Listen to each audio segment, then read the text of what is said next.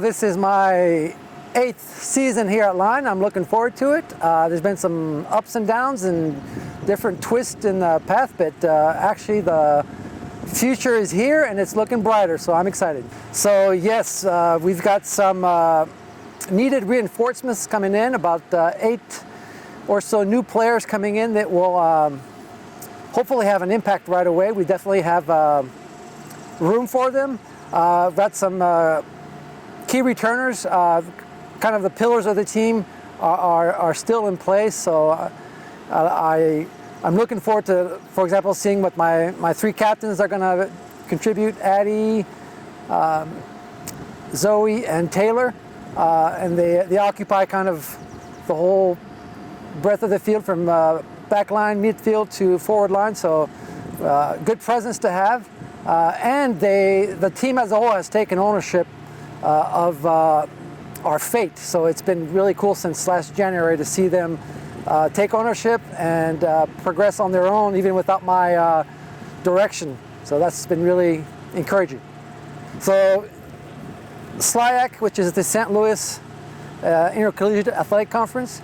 So ironically, it's kind of the same travel as we used to have in the AMC, and the team makeup in some ways resemble what we had. I mean, so we have some very strong teams at the top in the SLIAC. I think of Fontbonne and Spalding and Webster. Very strong teams that are going to be very much like the strongest teams we had in our prior conference. And then we've got teams that are developing their squads and their teams. So I hope that this first year that we'll fall in towards the upper half. With the new talent coming in, that's my goal, is to be in the upper half of this conference. One of the first things we're going to have to do, I think, with this large influx of new talent is being able to read each other on the field at game speed and trust each other and anticipate the next movements, because there's going to be obviously new styles, new habits from players. Some players like to run from the inside out, and others like to run from the outside in. So we're going to get a lot of that new looks that we want to take advantage of and get on the same page. Other thing is we need to get our team conditioning up to similar levels, so that we can use subs in and out and not lose a whole lot. So when we need a 15-20 minute contribution from a player, they'll come in and give us both speed, endurance, and tactical awareness. Honestly, I want the new girls coming in to really have an impact on the offensive half of the field.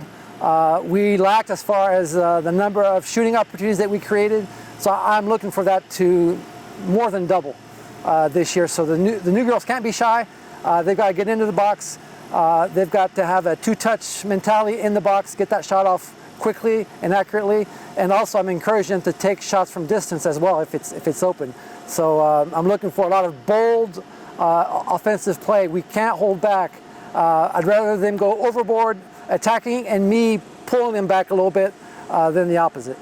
The picture as far as playoffs, there's 2 aspects as I see it. The first one is we are competing for the regular season championship title, so we can be finish first in the conference and be the regular season conference champions in the SLIAC our very first year. We just can't compete in the playoffs in the SLIAC as we follow the protocol for Division III, probationary status. That's just a normal protocol. But let's say we have a phenomenal season. We do have this option to go with the national playoff tournament with the USCAA, which is designed more for these independent colleges that need a home. And there's quite a few in the nation, so it is a nationwide competition, which for me means that carrot is still there. So we just got to take care of one game at a time. And not take any one game for granted and just see where we end up. And there's certain options available for us at the end. I always look forward to New Year's, even more so this year, just because of the talent I know is coming in, and because of the mentality that my returners are bringing. I think that a lot of teams that maybe have played us in the past will not recognize us in the 2023 season in a good way, and I'm looking forward to it. Anything else you want to add? I just shout out to my 3 fans out there. So appreciate you being there, and stay tuned for more exciting action from Lyon College women's soccer.